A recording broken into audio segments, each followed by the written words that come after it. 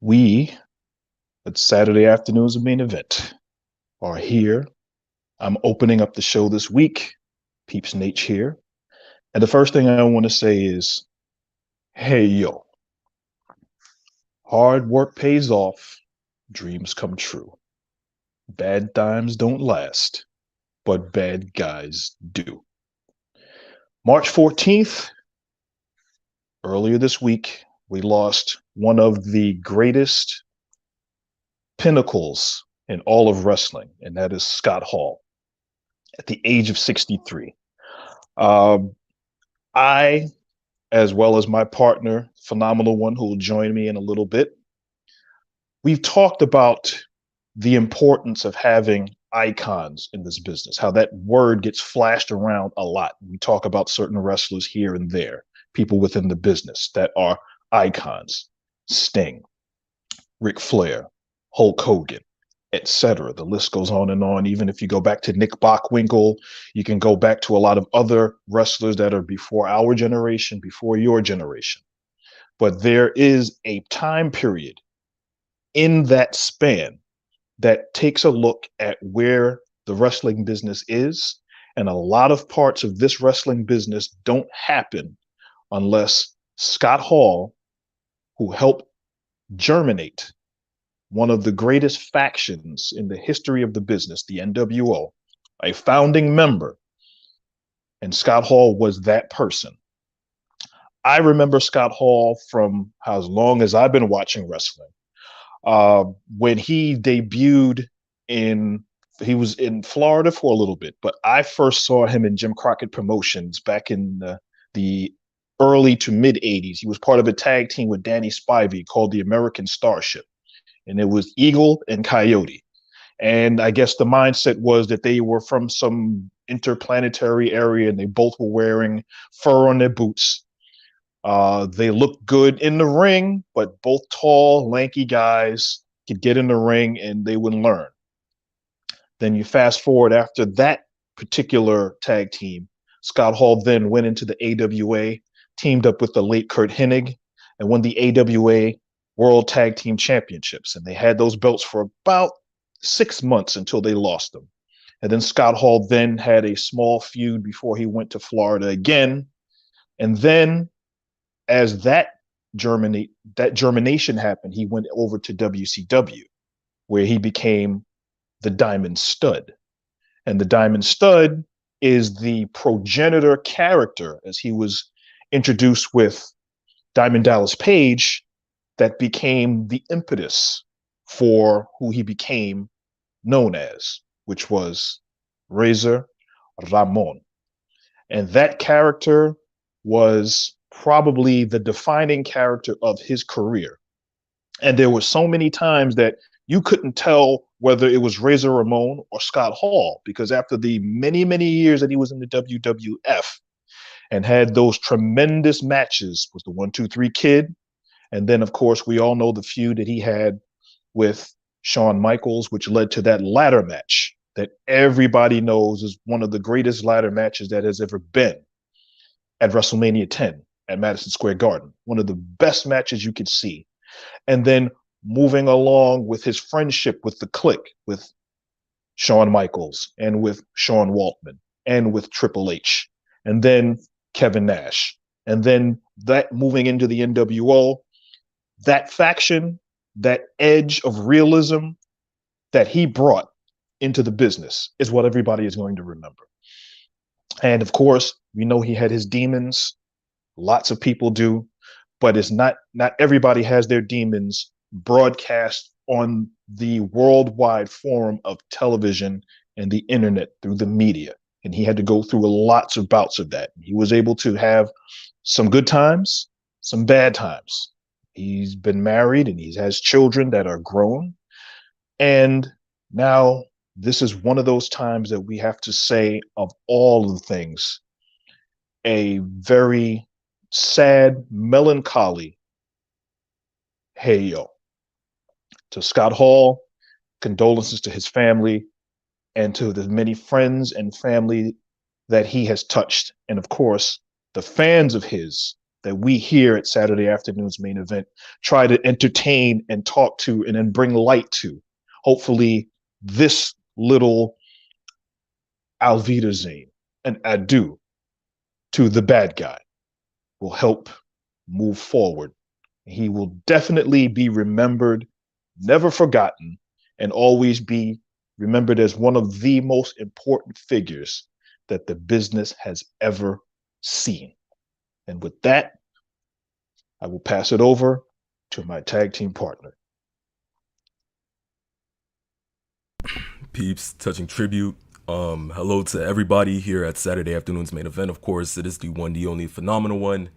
And all I can say is peeps, touching tribute. But before I go ahead and give mine, as you said, hey yo. I remember being a little kid and having a bunch of VHS tapes from my grandfather. Of course, I tell this story many times, and the many different matches that I would see. One of the first times I saw The Undertaker was through a VHS tape called Undertaker, His Gravest Matches. And the first match that came on was Taker versus Razor Ramon. And I remember vividly having Razor go ahead and come out to the Manhattan Center, looking at the fans. I see the gold chains. I see the regular trench jacket, the shorts. And, I hear Gorilla Monsoon saying he's dripping machismo. And I'm sitting there, I'm like, what the heck is a machismo? But anyway, the dude has a toothpick. He's sitting there and he's just calming, zooming through the crowd. And of course, you can tell that he was the heel and Taker was the face. So of course, I cheered against Scott Hall. But as I grew older, I can say without a shadow of a doubt that he is the reason why I would go ahead and go into the kitchen, take out toothpicks and just put them in my mouth and sit there and act as if I was cool. Why? Because the bad guy was just that and some. Yes. Anything that I would see from that point on was just amazing out of Scott Hall, because from the NWO to the Outsiders to seeing his debut into WCW and just saying, you all know who I am, but you don't know why I'm here. And from there to the survey says we're having another survey. Did you come here for WCW or did you come here to see the NWO? Scott Hall was a visionary. Scott Hall was a ring psychologist. Scott had the IQ of a professional wrestler and nothing less. And I can say that with me being 19 years old and never seeing Scott actually wrestle a match, with all the memories that I have is just from VHS tapes and from the WWE network and from any other place that I would see Scott on social media. This man left an impact on professional wrestling. And of course, on the 14th, when I got that notification from Kevin Nash saying that Scott was going to be taken off life support and that, we were going to have to go ahead and go on without him, it really was like 1,000 knives just driven in through my heart, because it was sad. It was somewhat of a wake-up call, saying to myself, wow, we're really losing a legend. Not so much of a wrestler, a legend. But as you said,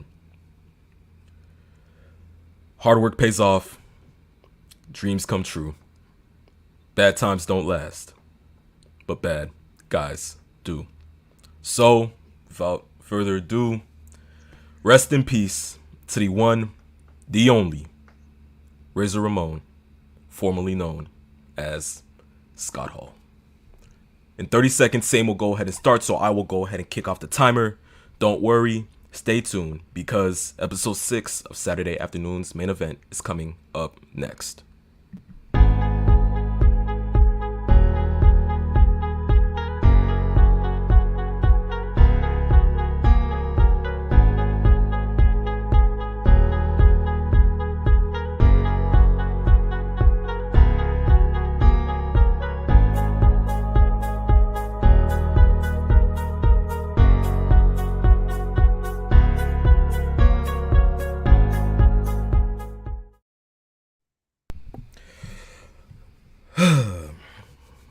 Ladies and gentlemen, boys and girls, children of all ages. Welcome, welcome, welcome to Season 2, Episode 6 of the phenomenon known to man and every other professional wrestling fan as Saturday afternoon's main event. Of course, if you can't read and you haven't been to school in about a long time and you do not know who the heck I am, read between the lines. I am the one, the only person that will lead you to the island of relevancy. I am the phenomenal one. And joined right beside me is my co-host, the one and only limousine riding, jet flying, kiss stealing, wheeling dealing son of a gun who is not having a hard time holding his alligators down. So give me 2 claps and a peeps Nate. Woo! Hey, yo. There you go, Chico. Yes. Yes, sir. Yes, sir. And ladies and gentlemen, judging by the theme song, of course, if you notice, this is Money in the Power, performed by Kid Inc., which was one of the theme songs to WrestleMania 31. And of course, speaking about WrestleMania, peeps, we are 2 weeks away from one of the biggest premium live events known to man. Although I was wondering if you were going to go there.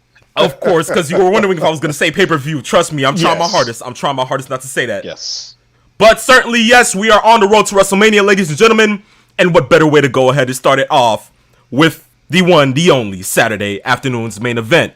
So, of course, guys, if you go ahead and you follow us on Instagram, or if you don't, it's right there on Instagram, Saturday afternoons _main event. Or you can go ahead and follow us on Twitter at Saturday Main for all the latest news, updates. And if you want to chat with us yourself, you can. As you can see, Peeps was pointing to it. So if you still can't read, I'm going to say it one more time on Instagram at Saturday afternoons _main event. And if you're joined for the first time, welcome. And for those that have been around for the longest time, you already know what we're about to go ahead and get into. It is, ladies and gentlemen, Fast Track. So of course, with Fast Track, we can't always go ahead and get to all the news. So we try to go ahead and get to some of it in the least amount of time as possible and give our takes on it. So, without further ado, let's go ahead and get into the first one. And the first one is Impact is going to the city of brotherly love. Yes, ladies and gentlemen, Impact Wrestling is going to Philadelphia. And what better way to be in Philadelphia than to go ahead and go to the old ECW arena? Peeps, what's your take on this? Oh, yeah. I really like this idea. You've got to get the product branched out further. You know, people don't realize that. You know, we really haven't talked as much about Impact as other promotions, but Impact has been around for over 20 years now. We're talking at least 20 years of Impact Wrestling when they were TNA, branching off from the NWA. And we know that they initially tried back about 10 years ago to try to go head-to-head with the WWE. That didn't work. Yeah. So now that we're out from the pandemic era as far as getting crowds to see the promotion, what better way to do that than to go to Philadelphia, in a wrestling hungry city who is probably looking for an alternative to what the WWE is showing, and maybe an alternative to the AEW, and go to see Impact Wrestling and bring that to Philadelphia. I think that's a good idea. I think it's good. It's not a huge arena, but in Philadelphia, in that particular area, in that particular arena, they will get I think, a good enough amount of fans to start to get that buzz going again.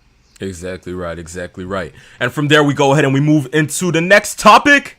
Is the Hitman going to be all elite? Of course, there are many signs pointing to Bret the Hitman Hart most likely joining All Elite Wrestling. And with that being said, it is said that he is going to go ahead and manage FTR. Peace? Probably because of the fact that the Young Bucks went ahead and put out the best there is, the best there was, and the best there ever will be, and calling FTR the second best. They're saying that this is somewhat going to happen. What's your take? I don't know how good Bret Hart would be as a manager. We know that he still has passion for the business, as evidenced by how he's been since his retirement. But it'll be an interesting mix. It's not as if he is a stranger to AEW. For those that remembers, 3 years ago, Bret Hart was the person that actually introduced the AEW World Championship belt on television. So before they were able to decide who that first champion was going to be. It eventually went to Chris Jericho. He has that history. Plus, we also know AEW is going to be doing a tournament, and that is going to be celebrating the life of Owen Hart. And we know that incorporation will definitely bring Brett into the fold. So I think that's something that it's almost a marriage made in heaven, so to speak. And I'm not talking about SummerSlam. So let's see what happens going forward. But I think this is a very good idea. You got star power, you got a name, and AEW continues to grow. I think that's a perfect marriage. Yes. And speaking of marriages and unions, we have a reunion, ladies and gentlemen. And that is the Hardy Reunion Part 55, because we've gotten this almost every single other month. It's that okay. Was a great segue. That was a great exactly. segue. I know you saw that. but of course, yes, the Hardys are back reunited with All Elite Wrestling. Peeps, listen. As long as Jeff Hardy's okay, and we're getting to see the Hardys, and we're getting to hear that theme song again in an arena, and seeing those two do what they do best, it's a good day for wrestling fans. What do you think? Oh yes. Probably one of, if not the worst kept secret in all of wrestling. I think Stevie Wonder saw this coming. I think if you look at it from where Matt was going with that whole Hardy family organization that he was doing, that it was kind of fizzling out. It wasn't really following him. And then it also didn't hurt that Jeff Hardy himself about 2 weeks ago said, well, I'm going to AEW. Like, really? We didn't hear this. So he kind of spoiled the surprise, but it wasn't really a surprise because everybody knew what was going to happen. Yes. So we knew at some point the Hardys were going to reunite. We knew that it was going to be there. You can tell they love each other. They want to be around each other and do what they've been doing. And it's nice for Jeff Hardy to not feel obsolete. There you go. That's a catch where I'm coming from with that. That's a good call. That's a good call. But speaking of AEW, we still have one piece of news to get to. And of course, we didn't go ahead and get to it last week due to the fact that we were having technical difficulties and the internet was completely down in my area. Darn you, Vince McMahon! But it's okay, because we'll still find a way to go ahead and get to it today in the least amount of time. And that is being that AEW Revolution was Miseria Cantare, just like my internet last week. But it's okay. Peeps, about a couple of weeks back, we got to go ahead and see AEW Revolution, and one of the most talked about matches had to be CM Punk versus MJF in the dog collar match. Now, so to say, once we saw that entrance by MJF, we knew that we were going to go ahead and get a good side of CM Punk. But did we think that we were going to go ahead and get 2005 dog collar match CM Punk with the same attire and hearing him come out to Miseria Cantare? Yes. What a good touch to nostalgia. I could have sworn I was 5 again. What were your thoughts, peeps? Without question, this is the tone that AEW as a promotion should have throughout every pore of its skin. The mindset of there are Easter eggs and nostalgia parts for those that follow the indies. The knowing that Ring of Honor is now in the fold with AEW, to use those little Easter eggs and a nod to the past and all of that. Those are the kinds of things, those little nuggets that you hold on to, that you hope that Tony Khan and the rest of AEW continues to build upon. Now, going from that into that match and into the opening and into the feeling behind it, that was what you were looking for. And as I talked about before, when they first initially said dog collar match, and I had reiterated for those that have never seen one or thought it was going to be some WWE drag somebody around the ring and touch 4 corners kind of nonsense. No. This was as violent, if not more violent, than the Piper versus Valentine match. Without question, it was one of the most violent matches that I'd seen growing up as a kid. And seeing this match, not only did it top it, there was violence, there was emotion.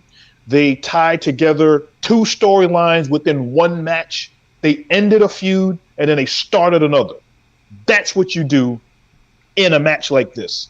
and then the aura of what you just talked about was that opening music with the trunks and the tape and the way he walked out and the way he got the crowd up on his side. Another chef's kiss. You got two Yes. of them, two chef's kisses. Perfect. AEW for you. What can we say? Yes. But certainly, without a shot of a doubt, that is the end to Fast Track, ladies and gentlemen. So, of course, good amount of time to go ahead and get through Fast Track. As we say, you want to go ahead and get some more news with us on IG at Saturday Afternoons _ main event on Instagram or Saturday Main on Twitter. Now, peeps, enough of all the Fast Track, enough of anything like that. As you were hearing, yes, we were playing Money in the Power by Kid Ink, one of the theme songs to WrestleMania 31. And we are on the road to WrestleMania, as I said before at the beginning of the show. But there's one thing, peeps, okay? Now, we love AEW. We both love AEW. Every single professional wrestling fan loves AEW. But there's one thing I have to say, okay? And I'm going to go ahead and quote my inner, I should say, downstate. Adrenaline in my soul. Where the hell is Cody Rhodes? Peeps, we have been waiting and waiting and waiting for one thing and one thing only, and that is to have the build to Seth Rollins versus Cody Rhodes at this year's WrestleMania. From the amount of little Easter eggs that they have put out to saying Seth Rollins' WrestleMania dreams are just smoke and mirrors, or it has gone to a complete nightmare. Look at Seth Rollins being dashing. How many more catchphrases are we going to need to know that Seth is going to be with the WWE? And you know what makes everything better? About an hour ago, I woke up to the news of Cody Rhodes actually signing his contract with World Wrestling Entertainment, as noted from PW Insider. Now, of course, we don't like listening to wrestling news on the internet, especially the dirt sheets, because usually we trying to figure out if it happens or not. Dave Meltzer is sometimes an Adam Schefter, and he goes ahead and he quotes things out too quick before it happens, and it actually doesn't happen. And we try not to stick to that. We've learned our lessons. But with everything that has happened in the past couple of weeks, and noting that now they're saying that he has signed the contract, is it actually true? And is it actually good to think, or at least get excited for WrestleMania this year? Noted that this man, to our left, may be at the shows. What do you think? First and foremost, this, I alluded to earlier, with Jeff Hardy going to AEW being one of the worst kept secrets in all of wrestling. Of course. I think Cody going back to WWE was probably the worst kept secret in all of professional wrestling. And you look at it from all of the variables that we all talk about as far as why wrestlers go and leave and do certain things. We knew from, Cody had lost some power in AEW. He was no longer an executive vice president. He started losing a lot of his booking privileges as far as his impact as what he was going to do as far as booking matches. And Tony Khan took more control of booking away from Cody. Then we got the notion that Cody was maybe he was going to turn heel. Maybe he wasn't. We didn't know what was happening. And then shortly after his last match, after he lost the TNT championship, then he was gone. And then we saw the press release on his social media, and then Brandy left as well. And then, where's he going? And then we heard the Ring of Honor news. Now, as I brought up, I thought it would have made perfect sense that if they're going to do something with Ring of Honor, maybe this could be used as some kind of a plot to kind of get him to turn completely heel and have him head that faction of Ring of Honor as far as that goes. But in the background, him actually running Ring of Honor. But that didn't happen. So if that wasn't going to be the case, what was the next thing that they planned on doing with himself and his wife as far as where their future was? And all things pointed to Stamford, Connecticut. And we see that was the play all along, but it took forever. Now, us being in the medium that we are, where we disseminate news that we get tell you what we think is happening, news that has already happened, and then give you our educated opinions as far as guesses and what we think may happen. We knew that at some point, if this was going to be the case, Cody was going to be brought in. But we had initially thought he was going to be brought in at around the Royal Rumble. Yes. Didn't happen. So then we thought, well, it's not the Royal Rumble. Then let's see what happens going forward to be able to build towards something at WrestleMania. Hasn't happened. Like you said, they've been dropping hints here and there, little breadcrumbs around the ring, and we see the little mouse running around eating the breadcrumbs, getting to that point where all of a sudden there's the trap. The trap is Cody is actually potentially going to finally have his WrestleMania match, and it's going to be against Seth Rollins, because the way they've been building Seth Rollins and I'm gonna go here on this just for this one thing. The way that they built the last Raw main event between Seth Rollins and Kevin Owens in a main event match to determine who was going to talk to Stone Cold Steve Austin at WrestleMania is absolute idiocy. But I'm not a writer. I digress. Here's your first one of the day. No problem. But here's the thing, peeps. Yes. I'm just going to go ahead and say this real quick. It's funny that you bring up that match. Why? Because out of us all, I think you and me both stuck through that whole 3 hours just to go ahead and see if Cody was going to go ahead and come out. Why? Because first off, it's in Jacksonville. Yes. 2, this has to be at least 3 weeks in advance where you have to go ahead and book this type of WrestleMania match. So why not have it at that point in time? And 4, we were actually getting sick and tired of it, so we just wanted to go ahead and see if it was going to happen or not. And to think that we put ourselves through 3 hours just to not see Cody come out, yeah, peeps, I feel your pain. I digress too. But that's your second one of the day. We're on a roll, huh? It's cool. My goodness. It's cool. It's insane. But what do we know? Exactly. We're just a 500-pound gorilla in the room, right? There you go. And to see how it built and saying, well, this is what we're going to see as far as this feud. Like I said, the concept of having, first of all, Owens versus Rollins, just as a match itself, is great. Why? Because it's Owens versus Rollins. So there's no issue there. It's the concept of what they were trying to do as far as getting both guys on a WrestleMania card. We know Rollins is going to have many more WrestleMania moments. Hell, he's main evented WrestleMania before. Owens is going to potentially have some WrestleMania moments at some point. That's what the interview with Steve Austin is for. And we know at some point it's going to get physical. You can just Austin is not going to show up just to drink beer and then walk out of the ring. So we know something is going to happen. Whatever it is, we'll leave it up to the booking of the show and what they do there.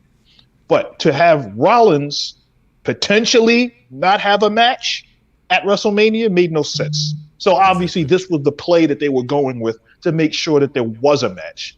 And it's been built poorly because, as you said before, this should have been taken care of a couple of weeks ago.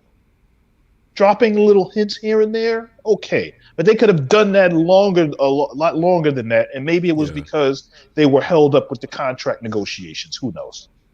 Most likely. I mean, now that it's, stuck in stone that he maybe, has signed a contract, maybe, just maybe, we get him on this Monday's episode of Raw.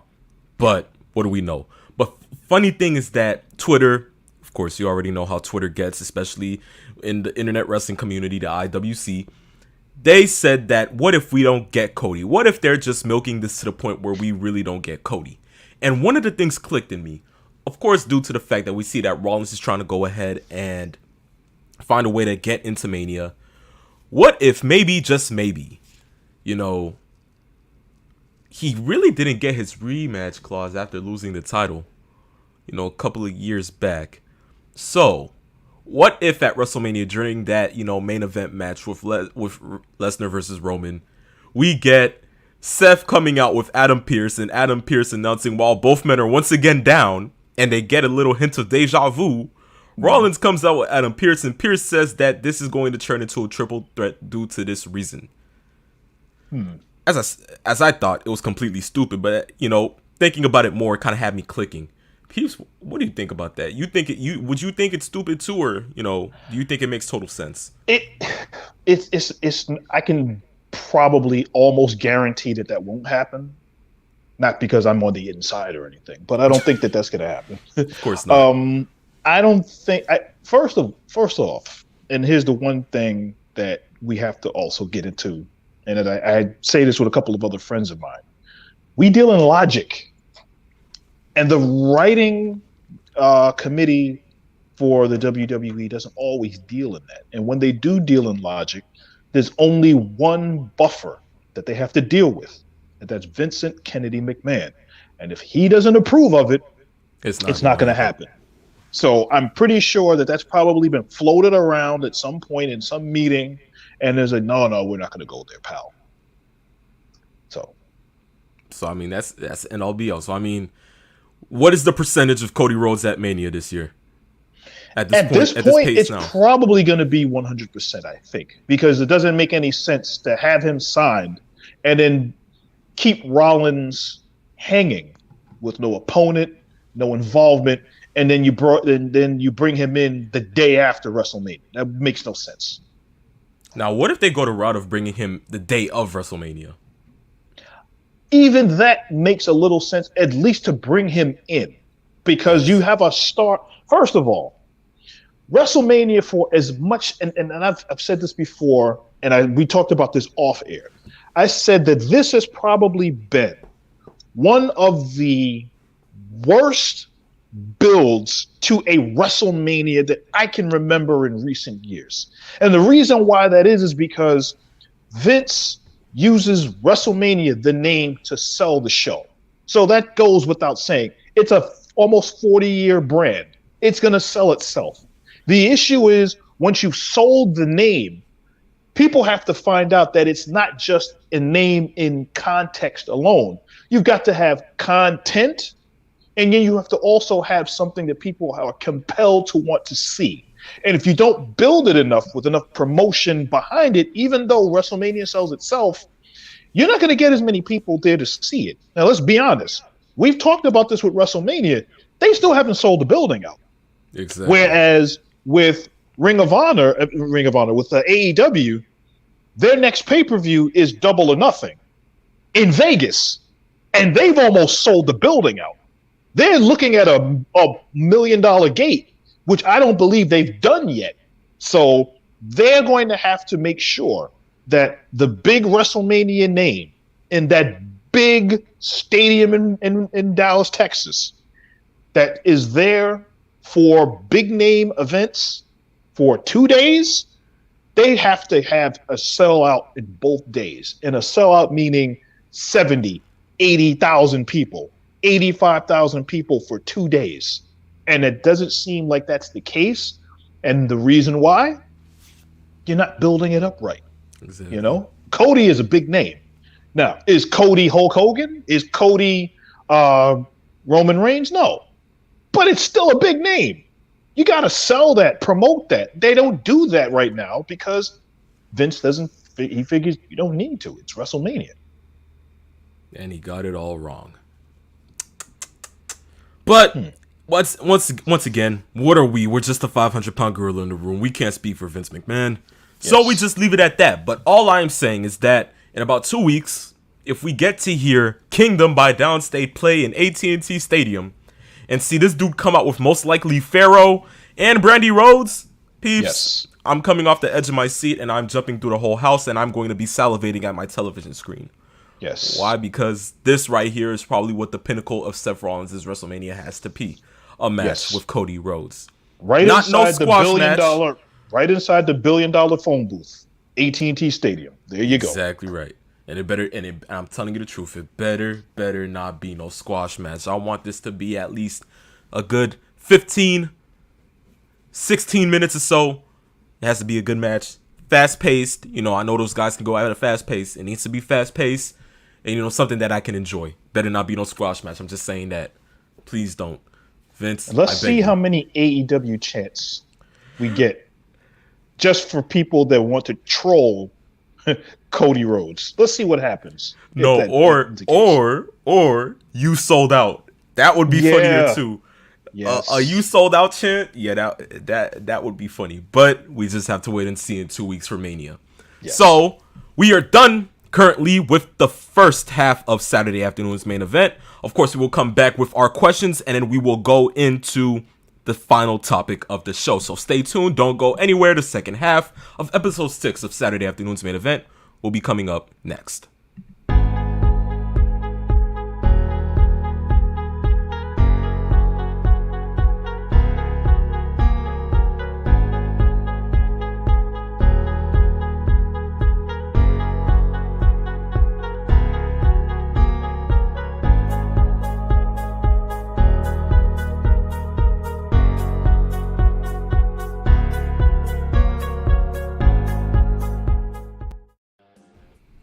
All right.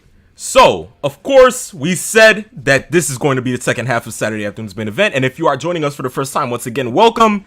And just letting you know, this is Peep's favorite part of the show. Why? Because we are at the question marker. Now, once again, before we say anything, fans, we always let you know, if you want to go ahead and send us in a question, just so it can be featured on the next show, just go ahead and go to Instagram. At the bottom, Peeps is pointing right there with a strange look on his face. Haven't seen that one in the first time in forever, but it's okay. Go ahead, follow us on Instagram at Saturday afternoons _main event. Send us in the question, and we'll be sure to have it guaranteed on the next episode of the show. So without further ado, let's go ahead and get into the first question. And it comes from Dr. of Thugonomics, and he says, I only showed up for the Phenomenal One's facial expressions after Britt Baker lost the title. Peeps, you can take care of that one. Well, first and foremost, I thought that the match was okay as a cage match. I thought that Dr. Britt Baker, first of all, you could tell that Thunder Rosa, for those that didn't see the match, Dr. Britt Baker lost the AEW Women's World Championship to Thunder Rosa in a cage on Wednesday at St. Patrick's Day Slam, is what they called it. And there were parts in the match that you can tell that Thunder Rosa, not saying that she's not strong, but Dr. Britt Baker is a pretty well-built, thick woman as far as weight and size and musculature goes. And Thunder Rosa is probably a lighter, I don't know what her weight and height is, but she's definitely at least maybe 20 to 30 pounds lighter. And you could tell that there were certain parts of the match where she was struggling to get her up in certain moves, mostly because of that difference in weight. But as far as that goes, the match was okay. It was violent, but here we go again with the damn thumbtacks. We don't need to keep using the thumbtacks again. If you're going to use the thumbtacks, why would you put them inside of a black bag? And why would you stuff them under the ring?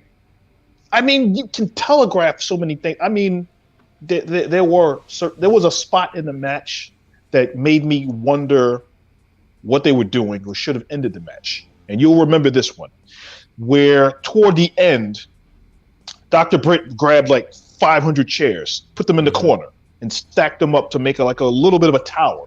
And a table kind of lever, pulley kind of thing going. They go to the top rope. Thunder Rosa, a couple of headbutts, and then a shot to the throat. And then Britt Baker swan dives backwards, hits the back of the chair. The chairs don't move. She falls over and lands on her neck. 1, 2, and a kick out. How many times have we seen that? Spots like that should end the match. But no, we had to get thumbtacks in at some point. And the thumbtacks can be done in a certain way. They're just done way too haphazardly and way too often. And that's the problem today. You can use it in a certain way. It doesn't have to be done every match that's like this. Ugh. Exactly. But you take it on this one. I can't take it on this one, Peeps. My idol just lost. It's hard. I really can't say so much about it. But Dr. Thugonomics, you want to see my facial expressions now? It's cool. You got it. You got it. You happy? All right, cool. Next question comes from In Tunny We Trust, and he says, how many more times are we going to have to hear dashing, smoke and mirrors, nightmare, and all other Cody correlated words before he actually appears or not. As we said on the show, Tunny, give it about 2 weeks. If we don't get it at that point, yeah, just rule it out. And just say that Vince wanted to milk it out. It's cool. It's okay. Yes. It happens. But what can we say? He's not selling tickets. Ain't our fault. We're not the owners of the company. We're cooling. We're good. Yes. But it's okay. It's okay. Just give it 2 weeks. Just give it 2 weeks. And last question comes from Tombstone City Adam. Glad to have you back. And he says, what's scarier, the Phenomenal One staying sane after Britt's loss or Edge's new persona? What is up with the Britt Baker questions? Jeez, these people want to see me mad. You know something? Yes. I'm going to calm down. Peeps, you can take this one off because I promise you, if I go into this, there's going to be a huge rant, 1,000 I digresses, and probably a huge sugar honey iced tea for the PG fans. I'm sorry. Boy. I have to say, that question is quite amusing to me. I really like that. Not my tag team partner agreed to this too. Oh God. Here's what I will say. I really love Edge's persona now, and the fact that they have him. First of all, he's got new music, which I never thought I would see with Edge getting new music, because he's used that same music for the last 15 years. So you figure, okay, this works. Walks to the ring. He's got an evil spotlight. He comes down to the ring looking like a zombie vampire. He gets in. He starts quoting things and saying things in a more deliberate way. He's not yelling and pulling at his hair. He's very deliberate. He's very sedated. He's very sanguine and calm. These are the kinds of things that you look at when you're trying to build a character that's supposed to be on the edge of insanity, hence his name. But I will say this. I really can't wait for this match at WrestleMania, because these are the kinds of matches that make a show. Edge and AJ, that's going to be a great match.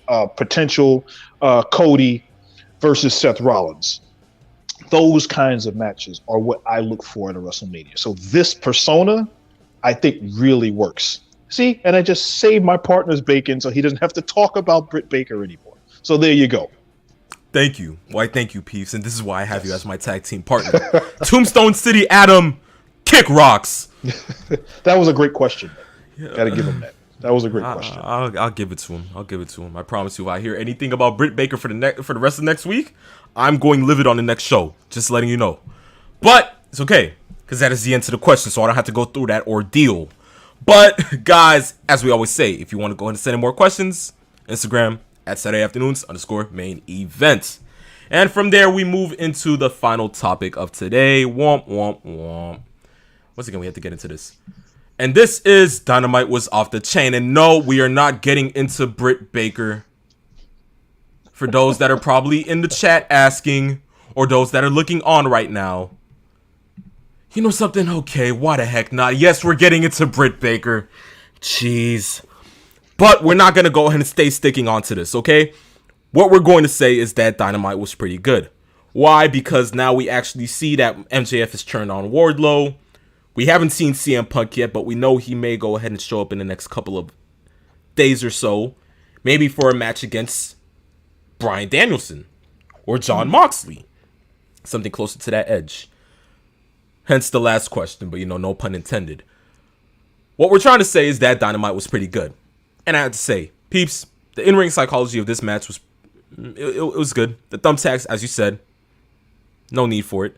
But one thing I had to say, that new AEW Women's World title does look good. Yes, it does. Yes, it does. And it looks very similar to the men's World Championship belt, too. Very wide, with the same kind of placement of the medallions of the belt and everything. It looks much better. Even though I like the older AEW belt, I like this one. This one looks real. It looks regal. Yes. Pun intended. I'm going on there today. Pun intended. I'm on point today. Certainly. I mean, there were many good things to go ahead and see from this episode. I have to say the first Hardy match back in a good couple of years back on television, it was good. It was good. Seeing those two go ahead and get back at it was great. I have to say, Scorpio Sky holding the TNT title just doesn't it doesn't ring a bell for me. I'm whatever. I really thought Wardlow was gonna go ahead and come out on top and win that match, but wow, we had to stick to an MJF match. What do you think about that, peeps? Well, I tell you this. I will say that I actually thought, based on what we saw at the pay-per-view, that the Wardlow TNT Championship match was going to be a kind of a coronation Yes. where then MJF, after the championship change, would then challenge him for the TNT Championship. That's what I thought was going to happen. But they went in the route of, you're not going to get any success until you face me. And that's literally where this came from. So Wardlow is now face. They're going to have to build the story. And they're going to do a great job with building the backstory. Because remember, during the whole entire time that Wardlow has been on the employ of MJF, MJF has kind of talked about, well, you're supposed to be doing your job. You've got family that has bills to pay, that kind of thing. So I think they're going to go back into that particular aspect of the story and maybe find out where they can kind of fine tune that, and then let MJF just be MJF. And then we're going to see the other part of Wardlow, because we're seeing a more physical, you can even make Wardlow even more physical than he already is. Exactly. But you got a more physical Wardlow who is now free. He's got no shackles. He's not being withheld. He can now be unleashed off the chain. And now we're going to see, as a face, what he can do, because the fans love face Wardlow. As a matter of fact, while he was a heel, they loved him. So you can see now where they're going forward. And the other part of this is AEW has not done a great job with building big men. And this is something that the WWE, for all of their faults, they do a really good job building big guys. Even Almost, who is as green as grass. At least they're trying to build him. AEW doesn't really do that with big guys because they don't have a lot of big guys there. Outside of Lance Archer and a couple of other guys, Butcher and the Blade, and et cetera, as far as size goes. But Wardlow is really their first real big guy that they're starting to push, and I really like where they're going with this. Of course, yes. But what do you think about the Jericho Appreciation Society and the new era of the sports entertainer?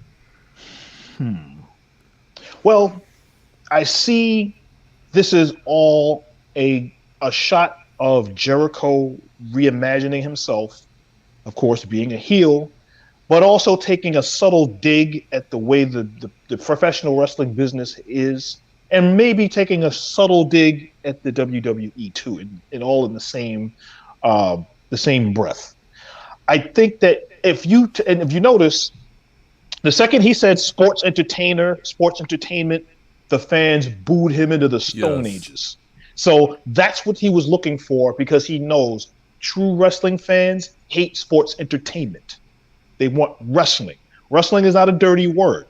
So he has to shepherd that mindset in, and he's doing it because he wants to piss the fans off by calling himself and his group a bunch of sports entertainers. And it's funny, I like the little catchphrase at the end, that's entertainment.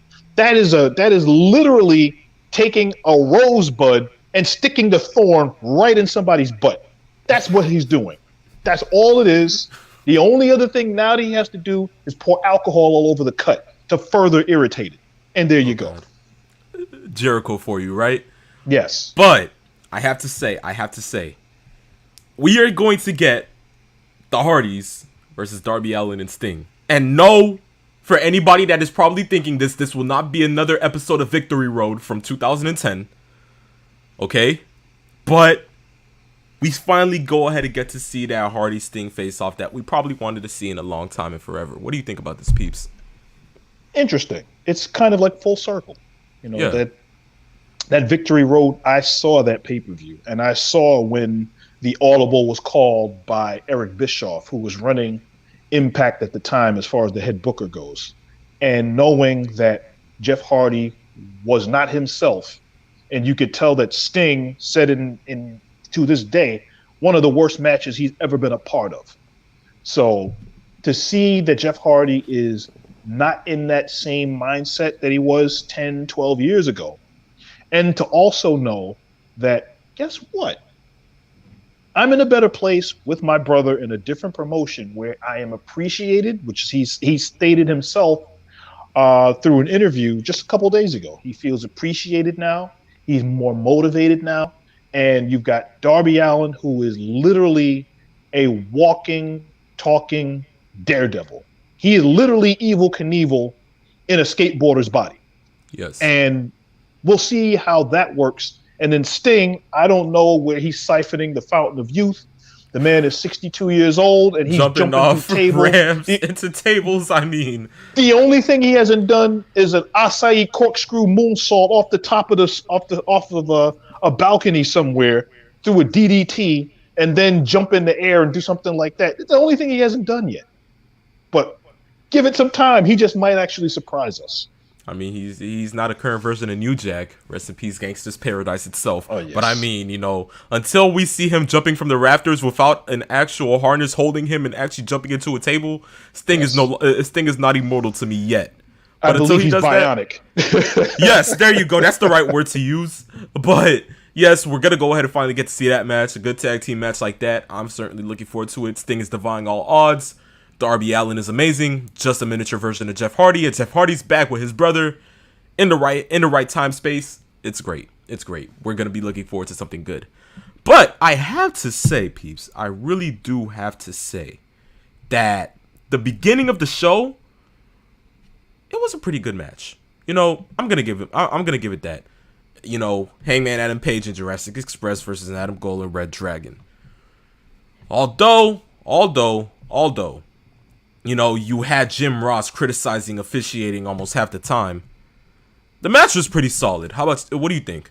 The match was solid. It was a pretty solid match. And I, on this show, have kind of dumped on AEW officiating. If you look at the way that they officiate, they have a tag rope, which is something that you're supposed to use to hold on to when you're going to go in for a tag so that you can come in. And there have been plenty of times when I've seen the guy stick his foot inside the ring and make a tag and then they'll officiate and bring the tag in. Or somebody's holding onto the tag rope, but they're standing on the top rope. You're supposed to be feet on the apron, holding the tag rope, arm over the top to wait for the tag. Or you'll see a guy stick his head underneath the ropes and then reach for the tag. Those are the kinds of things that irritate me. Because if you're trying to sell that we have rules are supposed to be followed for everybody to make sure that everything else works the way it's supposed to. And if you don't follow your own rules, then why would anyone in the crowd follow that either? But I'm going to also bring this into attention, and we talked about this off air also. Can we please promote Adam Cole as the world champion? Can we please? Amen. Please? Because this is the second or third week that we've seen Adam Page as your world champion, who has he's either been in the first match to defend his championship, and there's no mention of it until the show. Give you a perfect example. This past week, we saw a championship match after the pay-per-view between Hangman Adam Page and Dante Martin. They did not promote the week before that because of Dante Martin's win-loss record or because he won this particular match or because of whatever situation, he's going to get a championship match next week against whoever wins between Adam Cole and Adam Page at the pay-per-view. They didn't say that. They just came in, they did a 10-minute interview segment, and then the first match was a world championship match. And the way that they promote Adam Page is atrocious. If you think he's mid-card or you think that he's an upper mid-card guy, fine. That's one thing. You don't promote a quote-unquote world champion in that light. The feud that he had with Lance Storm, here I go again, I said it again. Lance Archer, I said that like 2 weeks ago. Yeah, and I called you out for it, but Yes. In that feud, do you remember some people would even forget that Adam Page was the world champion. They would bring him in the middle of the show. I've got something to say. I have a problem with, and then they would have a couple of fights here and there. They break it up, a little brawl, and that's it. They have done a terrible job of promoting Adam Page as the AEW World Champion. They have to do a way better job of that, because if you're going to stick him in the first match, which they've done before, WWE has done that with Roman Reigns every so often on their shows. If he's going to wrestle, he's going to be in the first match or the last match. I understand they want to get eyeballs on their program, but I've said this before. I'm going to say this again. If you are a world champion, your world championship means nothing if they don't treat it as such. And they have to, regardless of what the other matches were. Your world championship either needs to be promoted as such or made in the main event at the last part of the show. That is it. End of story, period. That's your job, Vic. Right now, I'm tagging you back in. Yeah, I don't have a problem with you tagging me back in because as far as I'm concerned, shoot, I've been wanting Adam Cole to be champion the moment he walked into the company. Let's be for real. And no, that is not because I'm much more of a fan of Britt Baker. I was a fan of Adam Cole before. For all the fans that are going to go ahead and try to clown on me again, please, we do not need any of this. Yes, thank you, peeps. Thank you. But from the moment of Revolution beginning, and you're hearing the chants of "Let's go, Adam, Adam sucks." I already know who they're talking about. I know they're saying "Let's go, Adam Cole, Adam Page sucks." Why? Because the booking of Adam Page has been completely atrocious to the point where I can care less if he's holding the title. I told peeps this about a couple of minutes before we started the show, and I said exactly this. They should have put the title on Adam Page the moment of his match with Chris Jericho when they were about to crown the first inaugural AEW World Champion. If it didn't happen then, and they're doing it now, sucks to be Adam Page because they're not booking him right. I myself would have been glad to see the torch get passed on from one Adam to the other, and Adam Cole, not saying that he probably would have gotten booked better, but we know that AEW has a fair share of letting their talent do what they want on the mic, in the ring, however they want to go about their business. If Adam Cole was champion, you would have promo after promo, whatever the case may be, segment after segment. It wouldn't be a squash match against another star just to make the other one look somewhat stronger. Adam Cole would give that heel coward look to a champion. And as I'm saying this, I'm talking about more of a 2008 Edge, or I should say probably 1999 Rock. Or 2020 Adam Cole. You know something? I have to give Triple H props for that, because yes, 2020 Adam Cole during NXT days wasn't that bad. Yes. Well, what am I saying? It was amazing. What? Come on now. It was a phenomenal. It was, should I say, undisputed? Maybe so. But what I'm trying to say is that Adam Cole would bring that look to the title where, I always say this, it's not the title that makes the wrestler. It's the wrestler that makes the title. And whatever the wrestler does adds more dawn to the title. Look at the Young Bucks tag team title ring with the AEW world titles. For months and months and months, we got them against the Lucha Brothers in many different matches. We got them versus many other countless tag teams. But what you got every week was something that counter-righted the other week. They would come out, probably a promo, probably a match. After the match, do something so cowardly that once they leave the ring, you find out that they're going to go ahead and have a major match at a certain pay-per-view. Once they have it, they pull off a win in a cheating way fashion, or they just easily go ahead and go over clean, which is not always the case half the time. But they built up the titles up until that point where once they faced the Lucha Brothers in that cage, that title was already prestigious to what it was supposed to be. And once the Lucha Brothers won those titles, did you hear the crowd reaction? The people at home were happy, not only because of how the match was, because to me that match was 10 out of 10, but certainly also because of the fact that those titles finally meant something. Not saying that the title doesn't mean anything now with Adam Page. I'm just saying the title has lost somewhat of its value from once it was taken off Kenny Omega.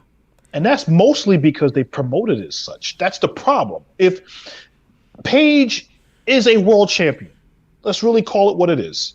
The issue isn't the fact that he didn't deserve to be world champion, or the fact that whatever is happening with who his opponents are, that he's not giving you great matches, because he's giving you great matches. He's giving the fans are on his side. The problem is they book him in some of the ways that you would like.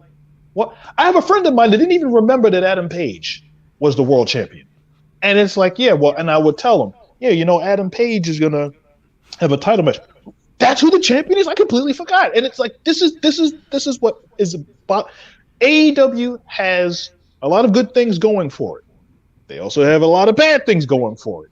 And a lot of things that'll really make you scratch your head. This is one of them. Because when Chris Jericho was world champion, this was not a problem. When Kenny Omega was champion. When Mox was world champion, you didn't have this issue.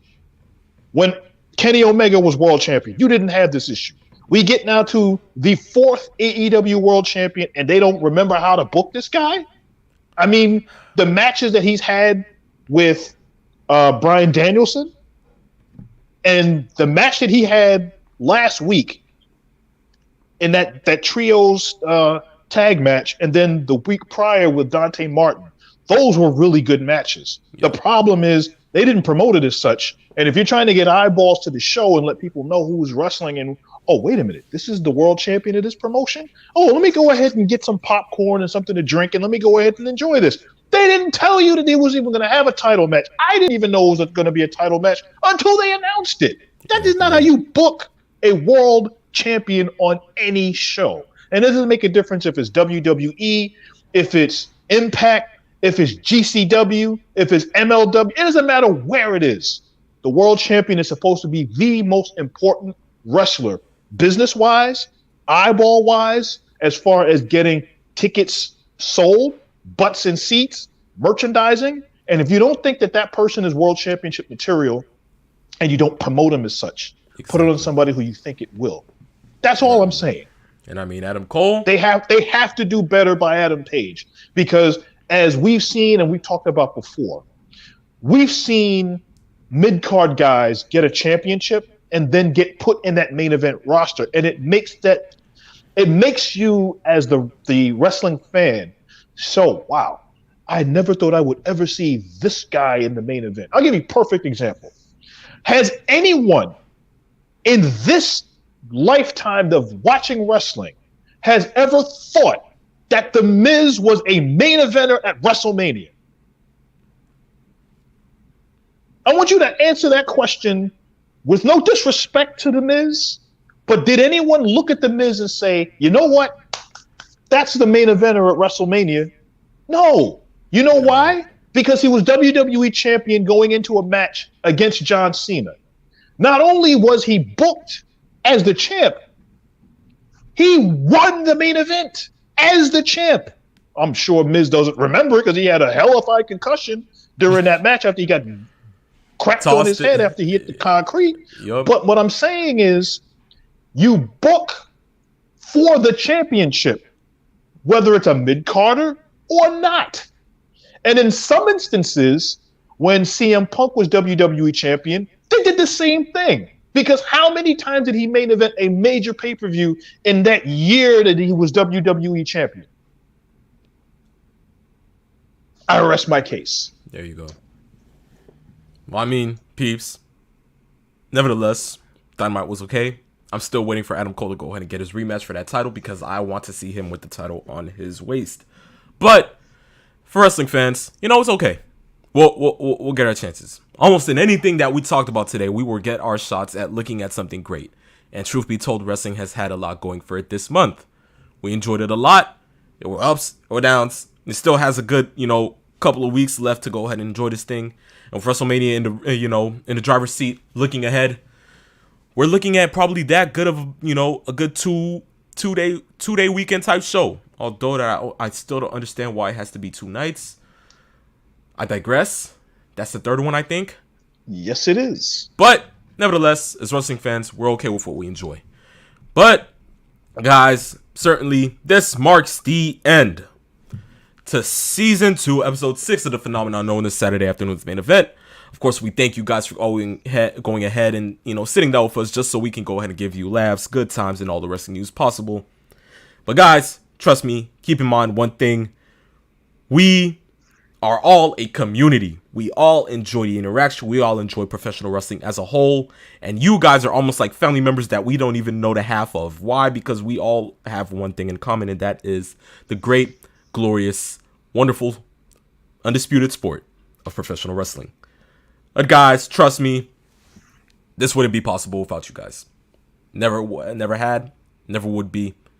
But it's because of you that we're sitting here today doing what we do best. Yes. So guys, always know that even if anything else is not going on in the world of professional wrestling, that we still have that fire and drive to continue to do it because we just love it that much.